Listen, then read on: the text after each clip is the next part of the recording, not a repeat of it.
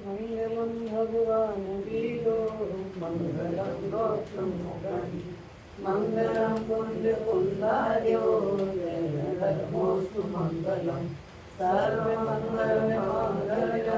सर्वकल्याणकारिकम प्रधानम सर्वधर्माणां जयनं जयतु शासनम जयतु शासनम छता में दशा परते देहाती तो ज्ञानी ना चरणमा वंदन गणी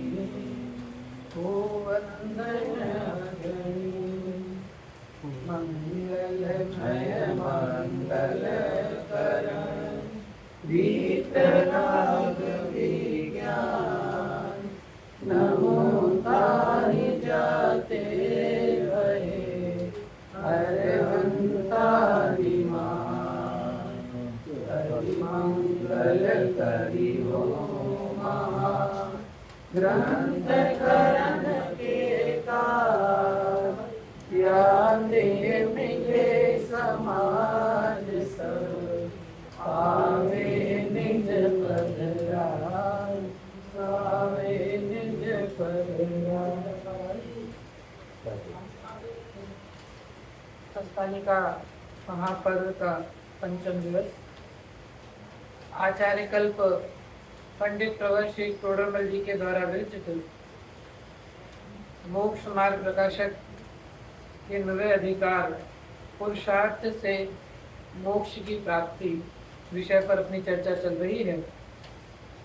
कल रात्रि काल में हमने देखा कि जब पंडित जी ने बोला कि ये तत्व निर्णय करने में अपना उपयोग नहीं लगाता है, इसका कारण तो भ्रम ही है। तो फिर उसने जो प्रश्न वापस किया शिष्य ने कि भ्रम का कारण भी कर्म ही है, मैं क्या करूं? तो उसको वापस से समझाया कि तेरे अंदर तो तत्व निर्णय करने की शक्ति हुई है, तू जहाँ उपयोग लगाना चाहे वहाँ उपयोग लगा सकता है। जहाँ मतलब जिस भी चीज को तू जानना चाहे, ऐसे स्कूलों के अंदर थर्ड लैंग्वेज होती है, उसके अंदर फॉरेन लैंग्वेज लेते हैं, फ्रेंच लेते हैं, दूसरी लैंग्वेज लेते हैं। तो फ्रेंच जिसको आती भी नहीं है ना, तो भी वो फ्रेंच सीखता था ना, थोड़े दिनों में वो फ्रेंच भी सीख जाता है ना। जहाँ उपयोग लगाए, जिस भी जगह तो उपयोग लगाना चाहे तो उसको समझ सकता है, सीख सकता है। तो तू बाहर तो उपयोग लगाता है, यहाँ उपयोग नहीं लगाता, तो इसमें तो दोष तेरा ही है, कर्म का कुछ दोष नहीं है। ऐसा करते हुए पंडित जी ने बताया कि पुरुषार्थ वास्तविक तेरा जो कार्य है, ये 4 तरह से बताया ना, धर्म अर्थ काम और मोक्ष, ये 4 पुरुषार्थ रूप में 4 चीजें चलती हैं, धर्म अर्थ काम और मोक्ष। इसमें अगर अपन विभाजन करें, धर्म तो आया शुभ भाव की श्रेणी में, बराबर है, अर्थ और काम आया अशुभ भाव की श्रेणी में, है ना। धर्म आया शुभ भाव की श्रेणी में, अर्थ और काम आया अशुभ की श्रेणी में, और मोक्ष आया शुद्ध की श्रेणी में, है ना। अगर भावों की अपेक्षा से विभाजन किया जाए धर्म अर्थ काम मोक्ष का, तो धर्म तो मतलब पुण्य है, तो वो तो शुभ में हो गया, शुभ भाव हो गया। अर्थ और काम के परिणाम है वो विकारी परिणाम है, तो वो अशुभ भाव में जाते हैं। और जो मोक्ष का भाव है वो शुद्ध भाव है। तो इसको समय सार की पहली गाथा की टीका में लिखा है ना, इन 3 जो धर्म अर्थ काम है, इन 3 को क्या कहा, ये 3 तो त्रिवर्ग है, और मोक्ष क्या है, अपवर्ग है। आप जब अमृतचंद्र आचार्य की टीका पढ़ेंगे पहली गाथा की, उसके आत्मचाती टीका में उन्होंने लिखा है कि ये जो 4 बताए ना, धर्म अर्थ काम और मोक्ष, ये 3 तो त्रिवर्ग हैं, और इन त्रिवर्ग से रहित अर्थात जो अपवर्ग, इन त्रिवर्ग से रहित जो मोक्ष है, सिद्धत्व है, मैं उसको नमस्कार करता हूँ, है ना। सिद्धत्व मोक्ष कैसा है इन तीन तरह से, इन तीनों से कैसा है, बिल्कुल भिन्न है, इन तीनों से जुदा है। तो ऐसे मोक्ष को तो हितरूप मान और उसका पुरुषार्थ कर, उसका पंडित जी उनसे बार बार उपदेश देते हैं ना। बहनश्री ने भी लिखा कि जे जगत में डगले डगले, है ना, धननी जरूरत पड़े, है ना, जैसे जगत में कदम कदम पर पैसे की आवश्यकता पड़ती है, वैसे ही मोक्ष मार्ग में, है ना, वैसे ही मोक्ष मार्ग में कदम कदम पर पुरुषार्थ की आवश्यकता पड़ती है। जैसे बाहर कभी भी जगह बार बार अपने को पैसे की आवश्यकता, धन की आवश्यकता पड़ती है, वैसे ही मोक्ष मार्ग के अंदर जीव को बार बार पुरुषार्थ, क्योंकि तेरा पुरुषार्थ ही तेरा कार्य है ना। एकमात्र प्रारंभ बताया ना पंडित जी ने, तेरे हाथ में अगर कुछ है तो वो पुरुषार्थ ही है। तो काल लब्धि और भवितव्यता में भी तेरा कुछ नहीं है, निमित्त आदि में तेरा कुछ चलता नहीं है, स्वभाव तो सदा काल है ही। तो अगर तेरे लिए कोई चीज है तो एकमात्र तेरा पुरुषार्थ ही है, तो उसके लिए ही तुझे उसका उपदेश देते हैं। अब अपना जहाँ पे विषय कल छोड़ा था उससे आगे पढ़ रहा हूँ। मेरे में प्रश्न क्रमांक 325 है। लिखा ना, तुझे इसके लिए तुझे उपदेश देते हैं और तू उसको नहीं मानता, तो इसमें तो तेरा ही दोष है, कर्म आदि का तो कुछ प्रयोजन नहीं है। फिर आगे जो कल अपन ने प्रश्न उठाया था ना, कि फिर प्रश्न है कि सम्यक्त का चारित्र भी तो मिला ना। हाँ, फिर प्रश्न है कि सम्यक चारित्र का घातक मोह है, उसका अभाव हुए बिना मोक्ष का उपाय कैसे बने। हाँ, जिस उपदेश की बात कर रहे हैं, चलिए आप एक पलट ही रहे ना, तो चलिए एक और पलटिए, तीसरा अधिकार निकालिए। तीसरे अधिकार में 57 नंबर का पेज है मेरे में। 56 पे हेडिंग है दर्शन मोह से दुख और उससे निवृत्ति। तीसरा अधिकार 56 नंबर का पेज, दर्शन मोह से दुख और उससे निवृत्ति। उसके सामने वाला पेज 57, गुजराती में शायद 53 समथिंग हो सकता है, दर्शन मोह से दुख उससे निवृत्ति। उसके सामने आगे की साइड में तथा संगी पंचेंद्रिय, सबसे लास्ट लाइन 357 में सबसे लास्ट लाइन, तथा संगी पंचेंद्रिय।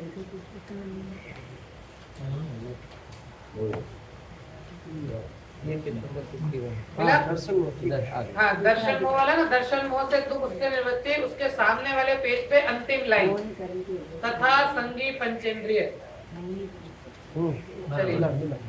चलिए क्या लिखा है, जैसे कल हमने जो बात की ना कि तुझे उपदेश इसलिए दिया क्योंकि एक इंद्रिय में तो शक्ति है नहीं, एक इंद्रिय में तो विचार करने की, एक इंद्रिय आदि में तो विचार करने की शक्ति नहीं है, लेकिन तू संगी है ना, तेरे अंदर तो विचार करने की शक्ति है, इसके लिए तुझे उपदेश देते हैं। लेकिन उपदेश दे रहे हैं फिर भी ये क्या करता है, यहाँ बता रहे हैं तथा संगी पंचेंद्रिय, मतलब हमारी चर्चा कर रहे हैं, तथा संगी पंचेंद्रिय कदाचित, कदाचित मतलब कभी पुण्य के उदय से ना, वैसे तो बाहर का कार्य तो हमेशा कर ही रहा है, लेकिन कदाचित कभी उसको अपने को जानने की इच्छा जागृत हुई, कभी ऐसा पुण्य का उदय आया, तो संगी पंचेंद्रिय कदाचित तत्व निश्चय करने का उपाय विचारे।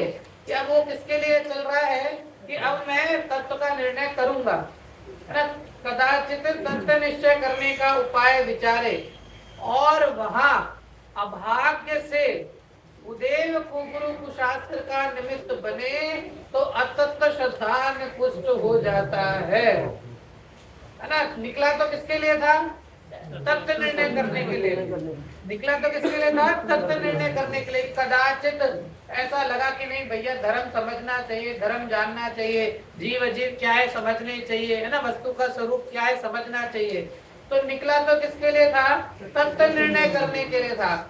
लेकिन अभाग्य से, है ना, क्या मिल गए, गुरुदेव को गुरु को शास्त्र का निमित्त बना, तो उल्टा अतत्व श्रद्धा पुष्ट हो जाता है ना। अतत्व श्रद्धान मतलब जितनी श्रद्धा वो उल्टी श्रद्धा हो जाती है, अतत्व श्रद्धान पुष्ट हो जाता है। और लिखा है वह तो जानता है कि इनसे मेरा भला होगा, क्योंकि अगर बुरा होना मालूम हो तो वो जाए नहीं। अपने को पता है कि इससे इस चीज से मेरा बुरा होगा तो मैं उसके पास जाऊंगा ही नहीं।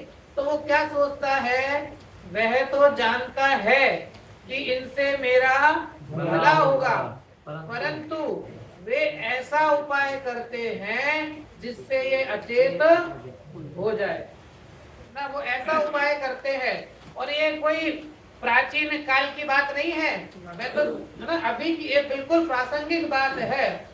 अभी आपने सबने न्यूज में पढ़ा ही होगा, यूपी में जो घटना घटी ना, 150 लोग मर गए स्टैंपल में। तो ऐसे ही गए किसके लिए थे, गए तो इसके लिए था ना, धर्म करने के लिए। वहां जाएंगे तो कुछ धर्म होगा, पुण्य होगा, हमको कुछ मतलब धर्म की वो करने को मिलेगी। लेकिन वो ना अभाग्य से कुदेव कुगुरु कुशास्त्र का निमित्त बना गया तो था अपना भला जानकर, है ना। ये सोच के गया था ना कि मेरा भला, इनसे मेरा क्या होगा, भला होगा। मैं इनके पास जा रहा हूँ तो इनसे मेरा भला होगा। लेकिन परंतु वो ऐसा उपाय करते हैं कि जिससे अचेत हो जाए। अचेत हो जाए मतलब कि बुद्धि ऐसी हो जाती है, अभी भी कोई कहे ना कि गलती उनकी, तो वो ये कहेगा नहीं नहीं उनकी गलती नहीं है, गलती किसकी है, लोगों की गलती है, क्यों भागे थे, है ना, क्यों भगदड़, वो तो है ना, वो तो शुद्ध, वो तो ऐसे है। अरे ऐसा गुरु कुदेव को शास्त्र के निमित्त में ऐसी जीव की अवस्था हो जाती है कि वो अचेत हो जाए ना, उसको कुछ अचेत हो जाए मतलब कि उसकी बुद्धि में, है ना, अपना जैसे अभी आपने कभी अगर दादा की डॉक्टर साहब की सत्य की खोज नामक पुस्तक पढ़ी होगी, बहुत सुंदर पुस्तक है, प्रारंभिक अवस्था में सबको पढ़नी चाहिए। नॉवल है, उपन्यास टाइप में बुक है, सत्य की खोज, the discovery of truth, English में भी है द डिस्कवरी ऑफ ट्रुथ। उसके अंदर उन्होंने एक इंसिडेंट बताया दादा ने कि जैसे मान्यताएं मान करके जाता है ना, यहाँ पर जाओगे तो तुम्हारी ये मान्यता पूरी हो जाएगी, ये हो जाएगा। कोई लेट कर जाता है, कोई पलट के जाता है, कोई कैसे जाता है, कैसे जाता है। तो वो वहां जाकर के, है ना, वहां जाकर क्या मानता है कि इनसे मेरी जो मनोकामना है वो पूरी हो जाएगी। तो वो अब उसमें वो ये नहीं देखता है, दादा ने पूरा स्पष्ट किया, उसमें ये नहीं देखता है कि जाने वाले तो कितने हैं, हजारों हैं, लेकिन अगर आप उसमें से रेशो निकालो कि जिनकी पूरी हुई, वो रेशो आपका 1% से भी कम का रेशो होगा, है ना। फिर लेकिन फिर भी इसकी बुद्धि की बलिहारी ऐसी है कि आप कहो ना कि भाई वहां तो जाकर तुम्हारा कुछ नहीं हुआ, तो वो यही कहेगा कि इसका मतलब है तुम सच्ची श्रद्धा से नहीं गए थे, है ना। वो ऐसी अवस्थाओं में भी बनारसी दास जी ने अपनी जीवनी में लिखा है ना, जब उनके माता पिता की, जब अब उनके जन्म से पहले उनके माता पिता, मतलब उनको पुत्र की प्राप्ति नहीं हो रही थी, तो उनके माता पिता ने बहुत तरह से वो किया। तो किसी ने कहा कि वहां पर जाकर माता टेका तो आपको पुत्र हो जाएगा। तो वो गए और रास्ते में चोरों ने उनको लूट लिया। तो बनारसी दास ने लिखा है, मांगन गए पूत ये फल दीनो सती औत, मतलब जिसको मानने गए थे ना, उन्होंने क्या फल दिया, मांगने तो गए थे पुत्र, उल्टा सब कुछ लूट गया। तो न मानी, तो भी मतलब वो बात समझ में नहीं आई ना। जीव की अवस्था ऐसी कि इतना होने के बाद भी उसे समझ में नहीं आता है कि भैया ये तो तेरे साता का उदय है, ये तो तेरे किए हुए कर्म की अवस्था है। कल मैंने कहा था ना, ये अपने कर्म का उदय है, अगर मेरे पुण्य का उदय है तो कोई मुझे दुखी नहीं कर सकता, और मेरे पाप का उदय चल रहा है तो कोई मुझे दुखी नहीं कर सकता, क्योंकि ये है ना, इनमें अतत्व श्रद्धान पुष्ट होता है। एक आपके रोग हुआ, एक अवस्था डॉक्टर के पास जाना और एक अवस्था देवी देवता को बनाना, दोनों में ना कोई बोले क्या फर्क है। डॉक्टर के पास जाने में आपका अतत्व श्रद्धान पुष्ट नहीं होता है, डॉक्टर के पास जाने में तो वो तो आप गए, उसने दवाई दी, लेकिन जहाँ जैसे वो पहले तो चलता था ना झाड़ा, है ना, कुछ भी हो गया क्या लगवा लो, झाड़ा लगवा लो तो ठीक हो जाओगे। तो यहाँ ऐसी जगह जाने में तेरा अतत श्रद्धान पुष्ट होता है, क्योंकि मान्यता में है ना, डॉक्टर वो मान्यता में नहीं है, वो तो गया उसने दवाई दी इंजेक्शन लगाया खत्म हो गया। यहाँ मान्यता में है कि इसको मैं ऐसा मानूं, वो कहेगा ऐसा करो, यहाँ टेको, इसको इतना वो दान दो, ये करो, तो वहां उल्टा तेरा अतत श्रद्धान पुष्ट होता है। तो क्या लिखा है यहाँ पे कि चला तो क्या करने था, तत्व श्रद्धान करने चला था, लेकिन कुगुरु कुदेव शास्त्र का निमित्त बनने से अतत्व श्रद्धान पुष्ट होता है। और वह जानता तो क्या है कि इनसे मेरा भला होगा, क्योंकि अगर जाने बुरा होगा तो जाए नहीं, जानता तो है कि इनसे मेरा भला होगा, परंतु वे ऐसा उपाय करते हैं कि जिससे यह अचेत हो जाए। वस्तु स्वरूप का विचार करने को उद्यमी हुआ था, सो विपरीत विचार में दृढ़ हो जाता है, और तब विषय कषय की वासना बढ़ने से अधिक दुखी होता है। ना निकला तो किसके लिए था, सुखी होने के लिए, दुख को दूर करने के ना। चैडाला में लिखा है ना कि जगत के सभी प्राणी क्या चाहते हैं, सुख चाहते हैं और दुख से दूर होना चाहते हैं, है ना। कोई भी प्राणी ऐसा नहीं है, चाहे किसी भी गति का जीव हो, कोई भी अवस्था का जीव हो, कोई भी दुखी होना नहीं चाहता। तो गया तो किसके लिए था, सुखी होने के लिए गया था, लेकिन उल्टा विपरीत विचार में दृढ़ हो जाता है, और तब विषय कसाय की वासना बढ़ने से अधिक दुखी होता है। वो इतना वो बताते ऐसा करो ऐसा करो ना। आप सबने, अगर मैं ऐसे उदाहरण दूं, सबने अपने अपने घरों में बहुत देखा होगा, पहले चलता था ना, किसी ने बता दिया कि भाई रोज ये करना चाहिए। बनारसी दास जी ने अपनी जीवनी में लिखा है कि एक, जब उनकी आर्थिक स्थिति थोड़ी अच्छी नहीं थी, उस समय किसी ने उनको एक मंत्र दिया और बोला कि तुम इस मंत्र का प्रतिदिन क्या करना, जाप करना। तो 1 साल के बाद जब तुम इस मंत्र का जाप करो ना, तो 1 साल के बाद तुमको अपने घर के दरवाजे पर एक सोने की दिनार, उस समय दिनार चलती ना, सोने का सिक्का, सोने की दिनार तुमको मिलेगी। अब ऐसी स्थिति होती है ना, जिस समय व्यक्ति का असाता का उदय हो, तो उस समय वो सबसे जल्दी परिवर्तित होता है ना। चलो सब कुछ करके देख लिया, एक बार ये भी करके देख लेते ना, सब जगह चले गए तो चलो यहाँ भी चले जाते हैं। तब वो बनारस, उन्होंने बोला कि 1 साल तक वो मंत्र का जाप करना, तुम्हें सोने का दिनार मिलेगी। अब बनारसी दास जी लग गए, पूरे साल भर तक मंत्र का जाप किया। जब साल के बाद गेट पर जाकर देखा तो वहां पर कुछ नहीं। अब फिर सोचा, तो फिर सोचा शायद हो सकता है हमारी काउंटिंग में कोई गड़बड़ हो गई हो, आज साल पूरा नहीं हुआ हो, है ना, अपन ने कोई साल में 1-2 दिन खा गए हो या गलती, तो चलो 1 दिन और सही, 1 दिन और किया, फिर जाकर देखा कुछ नहीं, फिर सोचा चलो 1 दिन और, ऐसे करते करते 10-15 दिन तक और करते रहे, लेकिन वहां तो कुछ भी नहीं। फिर जाकर के समझ में आई, है ना, फिर उनको अरकमल जी मिले, जिन्होंने वास्तविक उनको तत्व समझाया, और तब जाकर समझ में आया, है ना, कि ये जो कार्य बाकी का है ना, ये सब तो खाली ना तुझे भटकाने के रास्ते हैं, ये जितने भी है ना, सब तो तुझे भटकाने के रास्ते हैं।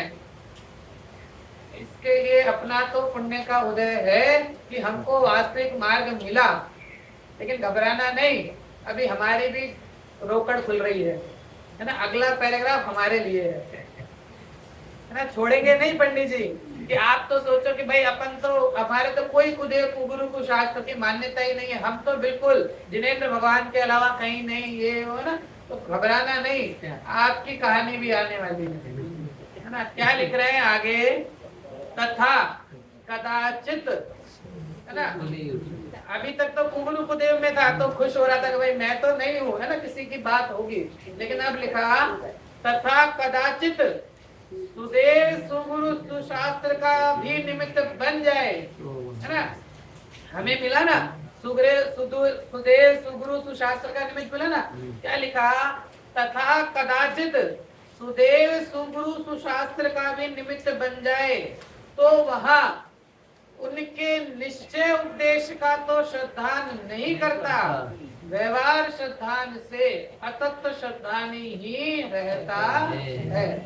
मतलब अपनी जो चर्चा चल रही है ना कि जिनेंद्र भगवान के उपदेश अनुसार, तो यहाँ कह रहे हैं कि उनका जो निश्चय उपदेश है, जो उनका जो वास्तविक उपदेश है, उसका तो श्रद्धान नहीं करता, और व्यवहार श्रद्धान मात्र से अतत्व श्रद्धानी ही रहता है। वहां मंद कषाय हो तथा विषय की इच्छा घटे तो थोड़ा दुखी होता है, परंतु फिर जैसे का तैसा हो जाता है। इसलिए ये संसारी जो उपाय करता है वे भी झूठे ही होते हैं। अपने उपाय की चर्चा चल रही है ना कि कैसे उपाय करता है, तो तुझे जब बताया कि एक इंद्रिय आदि में तो शक्ति है नहीं, कि उसको हमने उपदेश नहीं दिया है ना, जिसके पास गुरु कुदेव को शास्त्र का निमित्त है वो भी भटक, लेकिन तेरे पास तो सब तरह से अवसर आया है, लेकिन फिर भी अगर तू तत्व श्रद्धान नहीं करता है तो इसमें तो तेरा ही दोष है, कर्म आदि का कोई दोष नहीं है। तो अभी जो उसने आगे प्रश्न किया था, जो भी अपन ने प्रश्न पढ़ा ना, कि फिर प्रश्न है पुनः अपने विषय पे कि सम्यक चारित्र का घातक मोह है, उसका अभाव हुए बिना मोक्ष का उपाय कैसे बने। तो उसका उत्तर दिया था कि तत्व निर्णय करने में उपयोग ना लगाए वह तो इसी का दोष है ना। तुझे मार्ग बता दिया ना तत्व निर्णय करना, अगर तू तत्व निर्णय करने में उपयोग नहीं लगाता है तो वो तो तेरा ही दोष है। ये तो मेरी समझ की भूल है ना, हमने जो समझ रखा है, पूजन की पंक्तियों में आता है ना, मैं समझ रहा था अब तक प्रभु भोजन से जीवन चलता है, भोजन बिन नर को में जीवन पर पेट मनुष्य क्यों मरता है। मैंने क्या मान रखा था अब तक, प्रभु भोजन से जीवन चलता है ना, भोजन से जिंदा रहते ना। हमारे यहाँ तो उल्टी कहानी है, लोग तो कहते हैं ना खाए तो मर जाए, हमारे यहाँ कहते हैं खाए तो मर जाए। मतलब समझ में आ रही ना बात, क्या कहना? लोग तो कहते हैं ना खाए तो मर जाए, हम कहते हैं खाए, अगर आत्मा खा ले तो आत्मा की सत्ता का नाश हो, क्योंकि ये तो क्या है, ये तो पुद्गल है। अगर पुद्गल और आत्मा एक में हो जाए तो दो द्रव्य को एक में होने का संबंध आए तो एक द्रव्य की सत्ता का ही नाश हो जाए। क्या लिखा? मैं समझ रहा था अब तक प्रभु भोजन से जीवन चलता है, भोजन बिन नरकों में जीवन है। नरक में जिसकी आपने चढ़ाला में पढ़ा होगा ना कि 3 लोक को नाज जो खाए, मिटे न भूख बड़ा न लाए, है ना। भूख इतनी कि तीनों लोगों का जितना अनाज है ना वो पूरा अनाज खा जाए, इतनी बड़ी इतनी भूख, लेकिन फिर भी एक कण भी खाने को नहीं मिलता तो मर जाता होगा ना। तो भी नहीं मरता है। जितनी आयु लेकर के गया है ना, आयु भी ऐसी नहीं 100 साल की आयु, वहाँ तो सालों की जो आयु है, इतनी आयु लेकर गया ना, और तो कुछ भी हो जाए वहाँ तो है ना, कट जाए है ना, पारे की तरह, पेड़ के पत्ते बिल्कुल तलवार की तरह होते हैं है ना, जैसे नीचे बैठा और सेमर तरु है ना, पत्ता गिरा, शरीर के टुकड़े टुकड़े हो गए, लेकिन वो वापस पारे की तरह जुड़ जाते हैं। मतलब कुछ भी कर ले, लेकिन तू वहां से निकलने वाला, मतलब जब तक आयु है मृत्यु वहां नहीं है, ठीक है ना। भोजन बिन नरको में जीवन, और भर पेट मनुष्य क्यों मरता है ना। अभी तो खाना खाया था, खाना खा के बस सोफे पे बैठे ही थे कि बस फिर उठे ही नहीं है ना, बस खाना खा के तो अभी लेटने ही गए थे, अंदर आराम करने ही गए थे, और उसके बाद उठे ही नहीं। तो ये मेरी जो समझ है ना, तो समझ को यहाँ पंडित जी सही कर रहे हैं। जो तेरी भूल है, जो तूने है ना अतत्व श्रद्धान मान रखा है, तो तेरी समझ को पंडित जी सुधार रहे हैं। क्या लिख रहे हैं कि जो तू तथ्य निर्णय करने में उपयोग नहीं लगाता है, ये तेरा ही दोष है। यदि पुरुषार्थ से तथ्य निर्णय में उपयोग लगाए, तब स्वयमेव ही मोह का अभाव होने पर, है ना, स्वयमेव करना नहीं पड़ेगा, तू मात्र तथ्य निर्णय का पुरुषार्थ कर, तब स्वयमेव ही मोह का अभाव होने पर सम्यक्तवादी रूप मोक्ष के उपाय का पुरुषार्थ बनता है।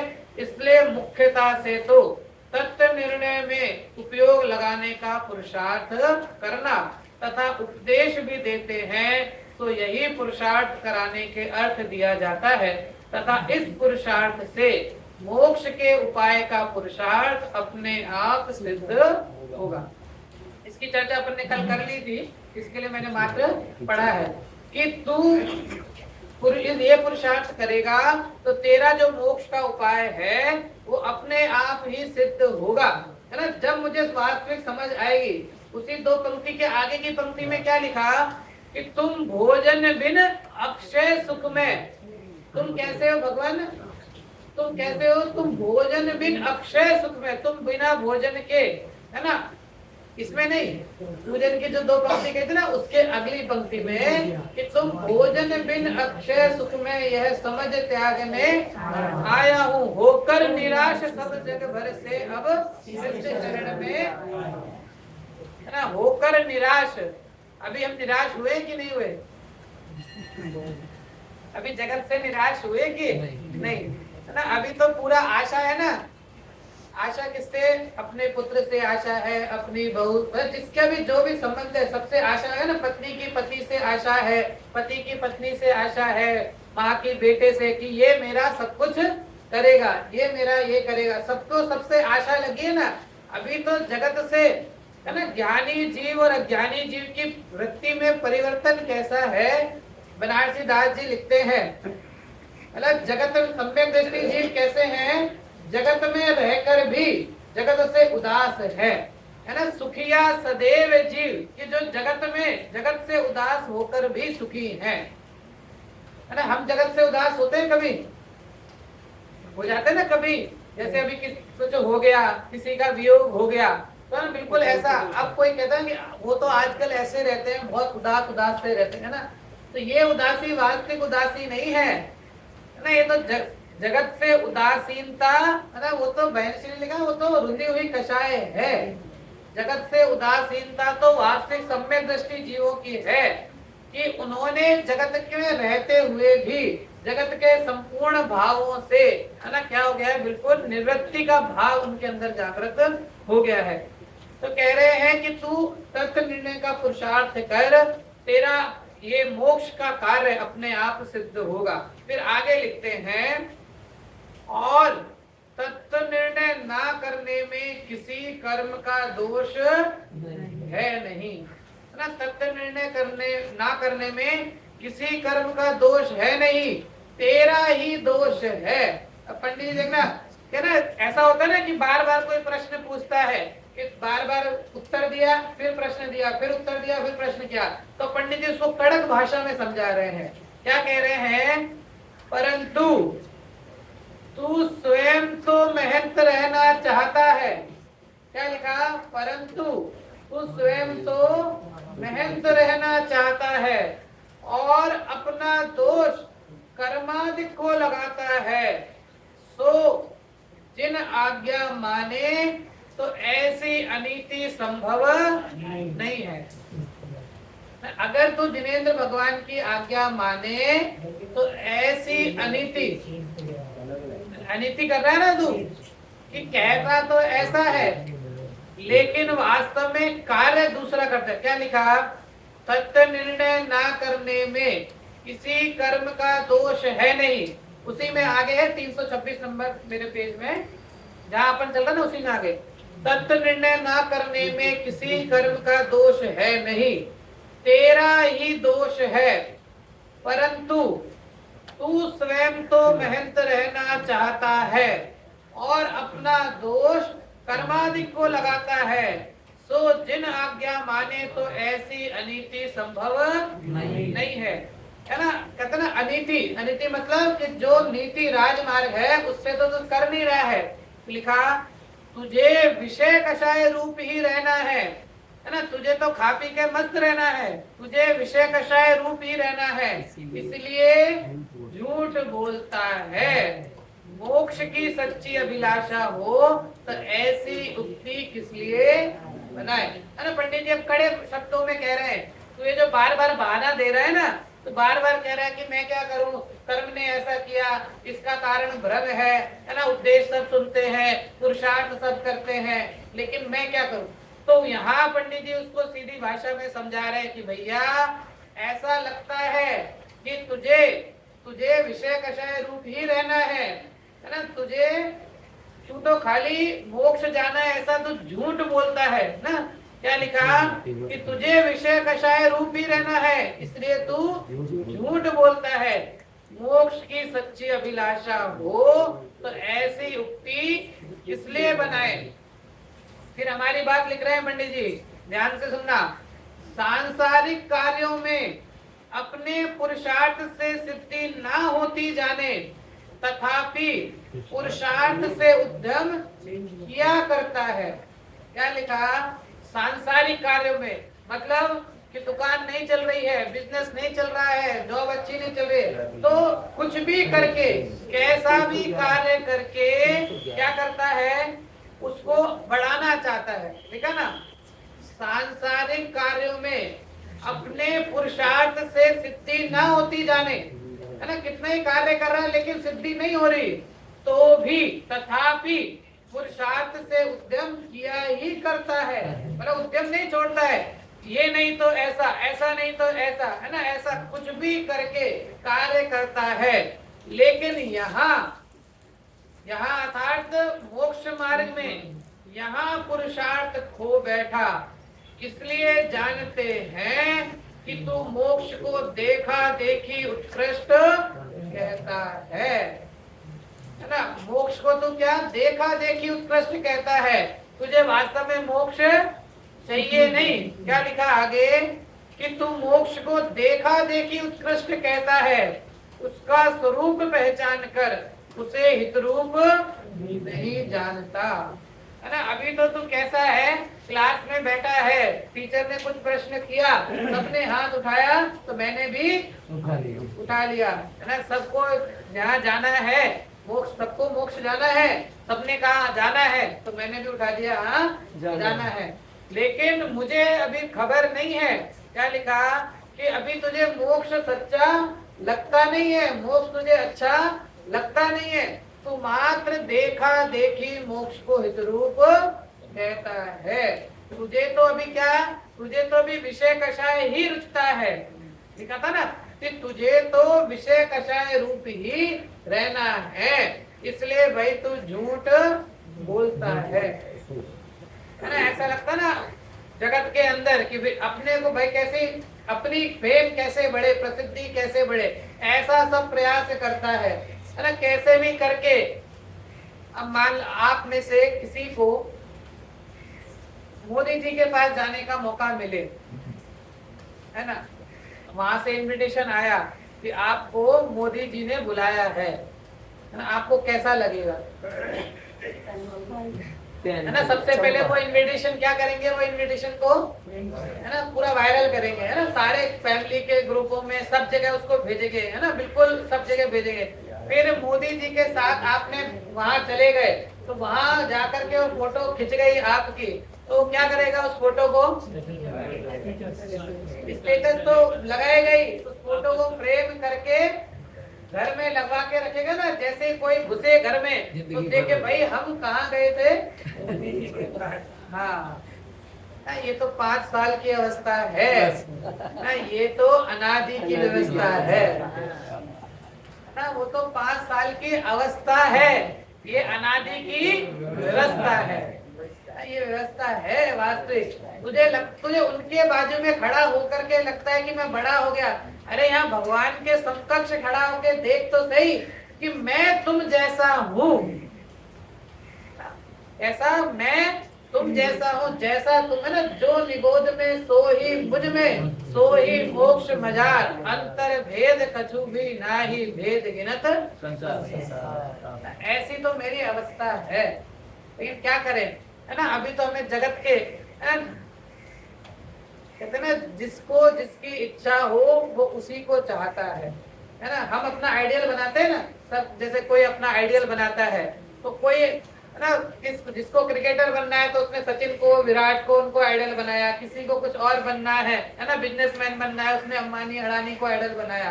तो जिसको जिसकी इच्छा है वो उसको अपना आदर्श बनाता है। तो ये तो अभी हमारे ऊपर है कि हमें किसकी इच्छा है।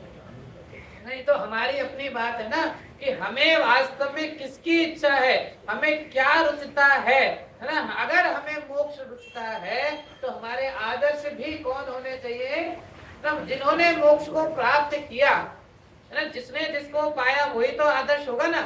मुझे बनना क्रिकेटर है और मैं अंबानी के पीछे लग जाऊं कि मुझे क्रिकेटर बना दो, तो वो पैसा देके वो आपको खड़ा तो कर देगा वहां पर स्टेडियम के अंदर, लेकिन वो आपको सिखा नहीं सकता है।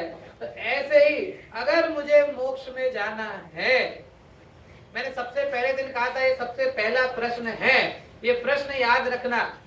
सबसे पहले इस प्रश्न का उत्तर अपने में ढूंढना कि मुझे मोक्ष जाना है कि नहीं जाना। अंदर से, बाहर से नहीं। बाहर में तो बोलते आ रहे हैं, मतलब कब से बोलते आ रहे हैं मोक्ष जाना जाना है। वास्तव में मुझे मोक्ष हेतु भाषित होता है कि नहीं होता। यदि नहीं होता तो बात खत्म। यदि होता है तो ये तेरे पंडित जी तुझे पुरुषार्थ करने की बात बताते हैं।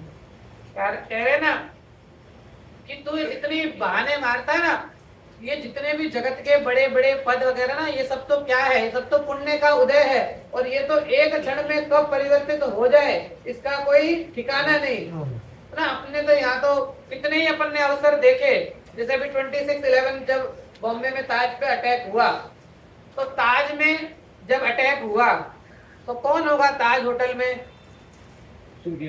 भिखारी होगा ना कोई, ज्यादा करके हम जैसे लोग होंगे। कौन होगा ताज में उस समय होटल में? वीआईपी में भी वीवीआईपी है ना, बिल्कुल जो बड़े बड़ा जिसको जो नॉर्मल बिस्लरी भी नहीं पिए, जो ब्राउन वाटर है ना, जिसके लिए अलग से जो ब्राउन वाटर, मतलब सादा बिस्लरी भी जो नहीं पिए, ऐसा मतलब इतना धनवान या इतना उच्च पद वाला है ना, वही होगा ना। ऐसा साधारण व्यक्ति तो नहीं जाएगा, बेसिक पर्सन तो नहीं जाएगा, ऐसा बड़ा ही आदमी होगा ना कि जिसके पास पुण्य भी वो इतना, जिसके पास पुण्य का भी ढगला हो, जिसके पास पुण्य का भी ढेर हो, तभी ना तब वो वहां पे गया। तो क्या हुआ, एक क्षण नहीं लगा वो पुण्य क्षीण हो गया। न्यूज़पेपर में पढ़ा होगा सबने ही, न्यूज़पेपर में आया था, जो व्यक्ति है ना ब्राउन वाटर पीने वाला, जिसकी बोतल 1000 रुपए की एक बोतल जिसकी आती है, 1000-2000 रुपए की एक बोतल जिसकी आती है, ऐसा पानी पीने वाला व्यक्ति 2 दिन तक एसी में से गिरने वाले पानी को पीकर रहा। ऐसी तो अवस्था है। और ये मत सोचना उनके साथ हुआ है, अरे ये सबकी अवस्था है ना, सबके। ये तो पुण्य कब पलट जाए, कितने ही अवसर आते हैं है ना। आज जो महल खड़ा है, कच्छ में भूकंप आया ना, एक रात के अंदर पूरा का पूरा शहर नीचे आ गया ना। ये तो आज मैं सोच रहा हूँ ना, ये मेरा घर, ये मेरा बंगला है ना, मेरे 4 फ्लैट हैं, मेरे 3 फ्लैट हैं, एक क्षण नहीं लगता है ना, एक क्षण नहीं लगता है। पुण्य कब है ना, आज पुण्य कहाँ है, और है ना एक क्षण में जो सेठ है वो अगले क्षण सड़क पर आ सकता है।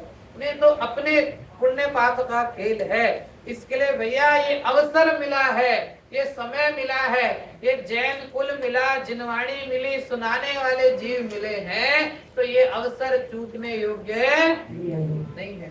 नहीं, अपना कार्य करने का अवसर हमको मिला है।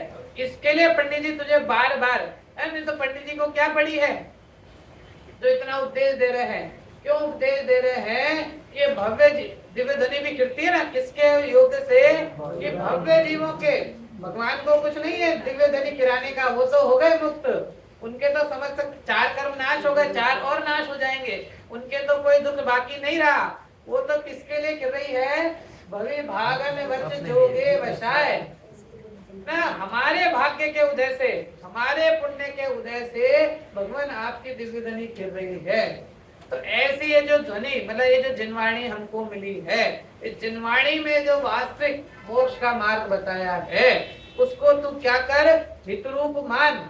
पंडित जी लिखा ना, तू मोक्ष को हितरूप मानता तो है नहीं, तू देखा देखी, देखा ना, इसलिए जानते हैं कि तू मोक्ष को देखा देखी उत्कृष्ट कहता है। उसका स्वरूप पहचान कर उसे हितरूप नहीं जानता, हितरूप जानकर उसका उद्यम बने सो ना करे, यह असंभव है। हमें मालूम है ना कि यहाँ पे प्रॉफिट है, जिस चीज में प्रॉफिट है, और उसको फिर कैसे भी करके वो लेता है ना, कैसे भी करके जहाँ अपना मतलब अपना जहाँ पर भला दिखता है वहाँ ये जीव कार्य करता है। तो यहाँ इसका मतलब तू मोक्ष को भला नहीं जानता है, तू तो खाली कहने के लिए मोक्ष को हितरूप कहता है। तो ऐसा ही एक बार वापस पलटा हूँ पेज, 7वें अधिकार निकालिए। 7वें अधिकार में एक जगह इसी बात को उन्होंने पंडित जी ने और वो किया है। 209 नंबर का पेज है मेरे में, तो अब आपको थोड़ा आगे पीछे करना पड़ेगा, 207 भी हो सकता है। एक समय सार का कलश दिया हुआ है, राग जन्मनि निमित्तता, उससे अगला पेज, मतलब सेम बुक है तो 209 नंबर का पेज है। नहीं भी मिलेगा तो कोई दिक्कत नहीं, खाली सुन लेना। ये जो पंडित जी बार बार जो उपदेश देते हैं ना, और वो बार बार प्रश्न करता है, यहाँ प्रश्न है। हाँ, इसमें 7वें अधिकार में 209 नंबर का पेज है, यहाँ प्रश्न है। नहीं मिलेगा तो भी कोई दिक्कत नहीं है, सुन लेना। यहाँ प्रश्न है कि यदि कर्म के निमित्त से होता है तो कर्म का उदय रहेगा, तब तक वह जो कलश था ना उसके अगला पेज, उसके अगले पेज पर यहाँ प्रश्न है कि यदि कर्म के निमित्त से होते हैं तो कर्म का उदय रहेगा, तब तक यह विभाव दूर कैसे होंगे, इसलिए उद्यम करना निरर्थक है। ये जो प्रश्न चल रहा था ना, अभी पंडित जी बार बार कह रहे हैं कि उद्यम कर, पुरुषार्थ से उद्यम कर। तो प्रश्न क्या, उसने क्या कहा कि ये जितना भी हो रहा है ना, कर्म का उदय जब तक मेरे रहेगा तब तक पुरुषार्थ करने का क्या फायदा। क्या कहा, आप कह रहे हो पुरुषार्थ कर, पुरुषार्थ कर, पुरुषार्थ से उद्यम कर, तुझे मोक्ष मिलेगा। तो ये प्रश्न कर रहा है, काउंटर क्वेश्चन कर रहा है कि जब तक मेरे कर्म का उदय रहेगा तब तक मोक्ष होने वाला नहीं है ना, तब तक ये विभाग दूर नहीं होंगे, तो इसका मतलब उद्यम करने की कोई फायदा नहीं है ना, पुरुषार्थ करने का कोई फायदा नहीं है। तो यहाँ उसको समाधान कर रहे हैं, एक कार्य के होने में अनेक कारण चाहिए। ये अपन ने देखा था ना अपने विषय में, है ना, इसके लिए कहते हैं पूरा ग्रंथ का जब स्वाध्याय हो ना, तो ऐसा आद्योपांत आप जब स्वाध्याय करेंगे ना, तो आपको सब पूरी विषय वस्तु हर तरह से ख्याल में आएगी ना। हम क्या होता है जनरली एक विषय लेकर के छोड़ देते हैं, तो अपनी हमारी तो मजबूरी है, मजबूरी मतलब अब जिसको जितना समय मिला है ना, अभी अपने को 8 दिन का समय मिला है, तो 8 दिन में तो पूरा ग्रंथ नहीं हो सकता है। तो ये तो वक्ता की तो मजबूरी है कि उसको तो जितना समय मिला है उस समय में उसको अपना विषय पूरे अच्छी तरह से आपको समझाना है।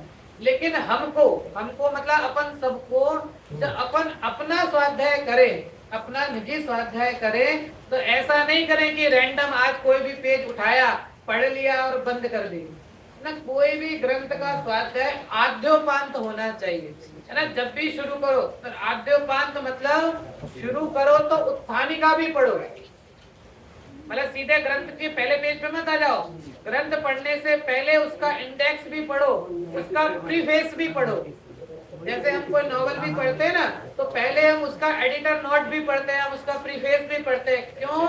उससे हमें एक खबर पड़ती है कि इस ग्रंथ की विषय वस्तु क्या है, उसके अंदर क्या बताया है। तो ऐसा जब भी स्वाध्याय में हो तो ग्रंथ पूरा पढ़ने का हमको अभ्यास होना चाहिए। तो क्या कह रहे हैं उत्तर में, एक कार्य के होने में अनेक कारण चाहिए। अच्छा अपना है ना 15-10 मिनट है ना।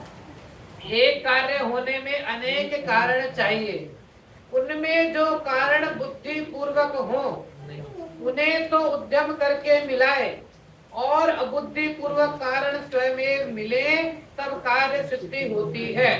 जैसे उदाहरण दिया है, पुत्र होने का कारण बुद्धि पूर्वक तो विवाह आदि करना है और अबुद्धि पूर्वक भवितव्य है, वहां पुत्र का अर्थी विवाह आदि का तो उद्यम करे और भवितव्य स्वयं हो तब पुत्र होगा। मतलब किसी को पुत्र चाहिए, पुत्र का अर्थी, तो सबसे पहले कंडीशन क्या दी कि विवाह आदि का उद्यम करे, पहले विवाह आदि का उद्यम करे, फिर उसके बाद यदि है ना उसके बाद भवितव्य स्वयमेव हो तब पुत्र होगा। तो ऐसे ही यहाँ कह रहे हैं कि जैसे अपने को कॉलेज में एडमिशन लेना है, तो कॉलेज में एडमिशन लेने के लिए 12th पास होना कंपलसरी है ना। यहाँ तो ऐसे 10th के बाद ही जूनियर कॉलेज शुरू हो जाता है, राजस्थान में तो 12th के बाद कॉलेज शुरू होता है ना। तो कॉलेज में एडमिशन लेना है और मेरे पास में अभी 10th की भी मार्कशीट नहीं है, 12th की भी मार्कशीट नहीं है, तो मैं कॉलेज में एडमिशन नहीं ले सकता। तो उसी प्रकार कह रहे हैं कि जिसके पास में वो मार्कशीट नहीं है, मतलब एक इंद्रिय आदिक, उनके पास तो वो शक्ति नहीं है, उनके पास तो वो सर्टिफिकेट ही नहीं है कि वो कॉलेज में एडमिशन ले पाए। लेकिन तेरे पास में वो सर्टिफिकेट है, तू अभी 12th पास हुआ है, मतलब तेरे पास पांचों इंद्रियां हैं और मन है, तेरे पास में वो सर्टिफिकेट है, तू कॉलेज में एडमिशन ले सकता है। इसके लिए तुझे उस कॉलेज में एडमिशन लेने का उद्देश्य देते हैं। कौन सी कॉलेज है? हाँ है ना, ये तो मोक्ष की कॉलेज है ना। ये तो कौन सी कॉलेज है? मोक्ष की कॉलेज है। कहते ना विद्या भी, बचपन में स्कूल में जब ड्रेस होती थी ना, तो स्कूल की ड्रेस में यहाँ पे लोगों में लिखा रहता था सा विद्या या विमुक्त। आजकल तो नहीं लिखता है, पुराने उसमें लिखा है सा विद्या या विमुक्त। विद्या उसी का नाम है जो मुक्ति की प्राप्ति कराए, सा विद्या या विमुक्त। विद्या वही है जो मुक्ति की प्राप्ति कराए। अब वो तो चाहे वो किसी भी मतलब भाव में ले, लेकिन वास्तविक विद्या उसी का नाम है, सच्ची शिक्षा, सच्ची विद्या उसी का नाम है जो जीव को मुक्ति अर्थात दुखों से दूर कराए, उसका नाम वास्तविक विद्या है। तो ये है वास्तविक विद्या। तो क्या बताया कि पुत्र का अर्थी क्या करे, उद्यम क्या करे, विवाह आदि का उद्यम करे, फिर भवितव्य हो तो स्वयं पुत्र आदि की प्राप्ति होगी। लेकिन अभी यदि विवाह आदि नहीं करे और सोचे कि मुझे पुत्र की प्राप्ति हो जाएगी, तो वो कभी होने वाली नहीं हो सकती। तो इसके लिए सबसे पहले क्या कर, पुरुषार्थ से उद्यम कर, देखा ना, वहां पुत्र का अर्थी विवाह आदि का तो उद्यम करे और भवितव्य स्वयं हो तब पुत्र होगा। उसी प्रकार विभाव दूर करने के कारण बुद्धि पूर्वक तो तत्व विचार आदिक है। मतलब बुद्धि पूर्वक तो क्या है, तत्व विचार तू करेगा तो तेरे जो विभाव है ना, कर्म के जो विभाव है, ये तेरे स्वयं भी दूर होंगे।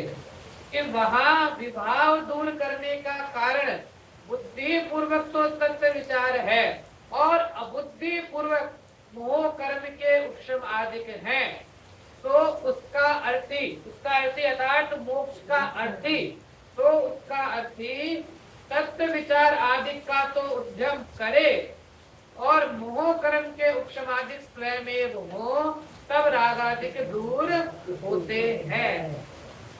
समझ में आया ना क्या कहा कि तू जो कह रहा है ना कि मैं पुरुषार्थ क्यों करूं, पुरुषार्थ क्यों करूं, तो यहाँ पंडित जी बार बार समझा रहे हैं कि भैया ये जो कंडीशन है ना कि सबसे पहले तू कह रहा है कि मोक्ष तो कर्म आदि के अधीन है, जब तक कर्म का उदय रहेगा मेरा मोक्ष कैसे होगा, जब तक कर्म का उदय रहेगा मेरे विभाव दूर कैसे होंगे?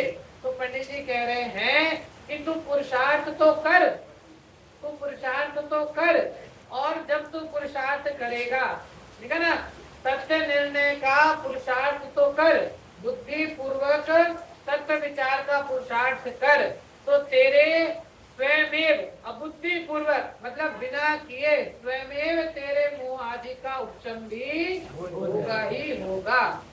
इसके लिए तेरा जो कार्य है वो कौन सा कार्य है? बुद्धि पूर्वक सत्य निर्णय करने का ही कार्य है। क्योंकि ये जो देश में लब्धि भी है ना, अभी अपने को ऐसा लग रहा है कि सब ऊपर से भी निकल गया, कर्म का ऐसा उदय है, कुछ कार्य में नहीं आता, तो भी घबराना नहीं है। ये जो देश में लब्धि ना अभी अपन जो सुन रहे हैं, ग्रहण कर रहे हैं, ये भी सम्यक दर्शन की लब्धियों में एक लब्धि है ना। देश में लब्धि पूर्वक प्रायोग लब्धि होकर के जीव सम्यक दशा को प्राप्त करता है ना। देशना सुनी हुई कब किस तरह है ना, नरक में भी, नरकों में भी जीव सम्यक प्राप्त कर लेता है, तो वहाँ कौन से देव शास्त्र गुरु मिल रहे हैं? नरक में तो कोई समागम नहीं मिल रहा, कोई उपदेश नहीं मिल रहा, कोई देव शास्त्र गुरु नहीं मिल रहे। फिर ये जीव तो वहाँ पूर्व भव का याद आया, देश न लब्धि पूर्व का सुनी हुई देश न लब्धि निमित्त बनी और जीव सम्यक प्राप्त कर लेता है। तो इसलिए अभी घबराना नहीं, चाहे कितना ही ऊपर से जाए, चाहे समझ में नहीं आए, चाहे थोड़ा कठिन लगे, कठिन है नहीं लेकिन फिर भी चाहे कठिन लगे, तो भी ना जिनवाणी सुनना, जिन मार्ग को कभी छोड़ना नहीं। क्या लिखा? इसके लिए जो तू बार बार बहाना देता है ना कि मैं क्या करूं, कर्म ने ऐसा किया, मैं क्या करूं, कर्म ने ऐसा किया, तो उसके लिए तुझे कह रहे भैया, कर्म का उदय तो सदा काल चलता ही रहता है ना। उसमें तो जब साता का उदय तेरा आया है तब तू काम कर ले, ये तेरा अवसर है। क्योंकि जब असाता का उदय आएगा तब तू कार्य नहीं कर पाएगा, है ना। किसी के घर में आग लग गई, किसी के घर में आग लग गई है और आग लग के सब कुछ जल गया है, और अब आप गए और जाकर के आप उसको बोलो, अरे भाई ये जो जलाना ये तो खुदगल था, तू अलग है, इसका ये तुझसे बिल्कुल भिन्न है, इसका तुझसे नाता नहीं है ना। तो सज्जन होगा तो हाथ जोड़ के बोल देगा कि आप जाइए, और दुर्जन होगा तो हाँ भगा देगा। तो इसके लिए कहा कि ये जो चीज है ना, इसके लिए ये भी साता का उदय कहा ना, कि साता का उदय जब तक वर्त रहा है, जब तक सब तरह से अनुकूलता है, तब तक अपना कार्य कर लेना, क्योंकि ये पता नहीं है कब ये साता असाता में बदल जाएगी, है ना। श्री कृष्ण का जीव, श्री कृष्ण का जीव नारायण, श्रीखंडी नारायण जैसा जीव है ना, जिसके पास सोने चांदी के भंडार भरे के भरे थे, लेकिन अंत समय में पानी की बूंद नहीं मिलेगी। अर्ध चक्री जन्म के टाइम कोई गीत गाने वाला नहीं और मरते टाइम रोने वाला नहीं। हाँ है ना। भाई से कहा कि भाई मुझे प्यास लग रही है ना, थोड़ा पानी लाओ, है ना। जो हमेशा सोने के कटोरे में, सोने के गिलास में है पानी पीने वाले, रत्न जड़ित गिलासों में पानी पीने वाला जीव भी अंत समय में भाई गया, है ना, कुछ नहीं मिला पत्ते के, उसमें पानी लेकर आया, लेकिन जब तक पानी लेकर आया उससे पहले तो दे ना। तो ये मत समझना कि हमारे साथ कुछ नहीं होगा ना। इतने बड़े बड़े इसके ना प्रथमान योग भी पढ़ना भैया बहुत आवश्यक है ना। उससे हमें प्रेरणा मिलती है कि ऐसे ऐसे जीव, लेकिन जीवों ने ऐसी ऐसी अवस्थाओं में भी अपना कार्य कर लिया, जीवों ने ऐसी ऐसी अवस्थाओं में भी, इतने प्रतिकूलताओं में रहकर भी जीवों ने अपना कार्य कर लिया।